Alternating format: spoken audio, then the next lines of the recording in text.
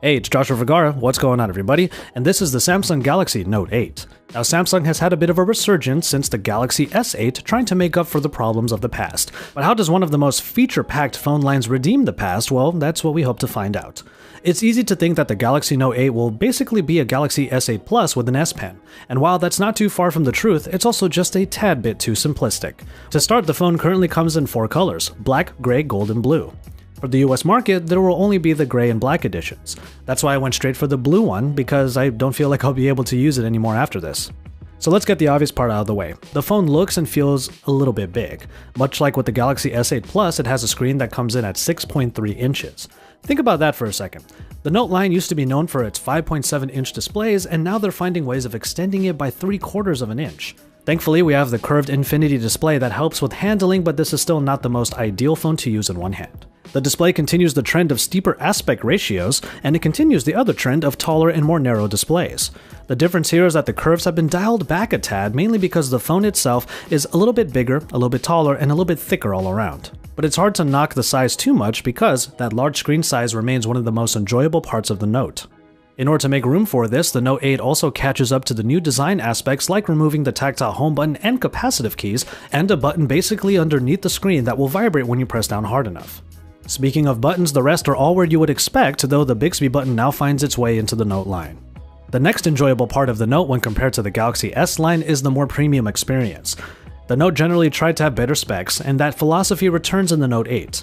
There's one obvious spot of discretion, however. The battery is 3300 mAh.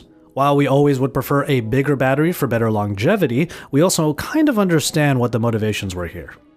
The Snapdragon 835 keeps the phone as updated as it should be, but 6GB of RAM is the real big story here. This is the first time that Samsung is going past the 4GB mark for all of the devices across its release. And that 6GB of RAM should be able to help with a lot of features like the Edge UX.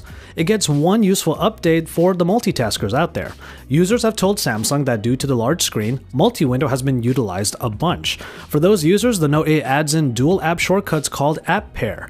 They can be created in the home screens or nestled in the edge panels for easy access. And they open up 2 user-defined applications at once in multi-window automatically. There are a lot of different combinations that would help with multitaskers out there, like the calendar and the email app, or in my case, pretty much YouTube and anything else. Which brings us to the S Pen, the main extra for any Note device.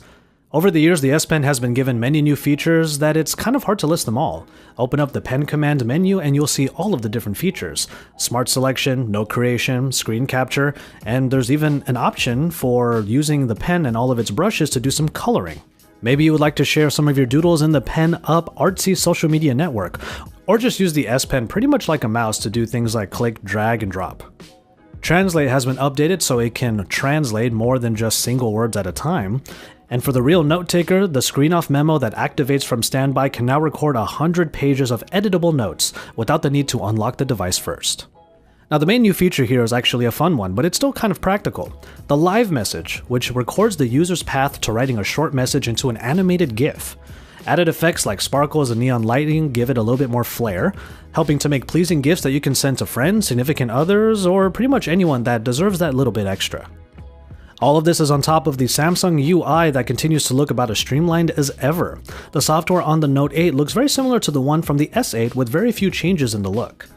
The updates are happening mainly in Bixby, where we were told that more voice commands will be made available, and we can expect more updates to the rest of the capabilities Bixby has, like Vision.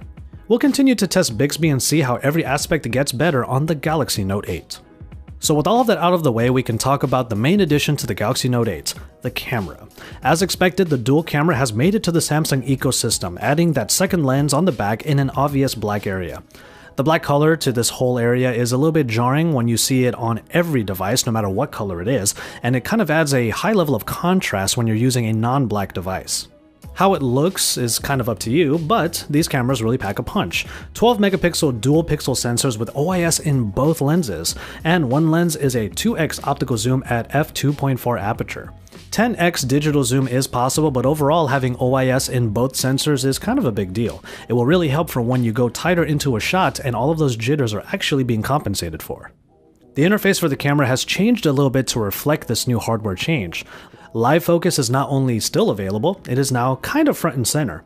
Much like the portrait modes from the iPhone and the OnePlus 5, the Note 8 will use a combination of the zoom lens and software-enabled depth of field to make subjects stand out from the background. But one really cool feature about this is that you get both photos.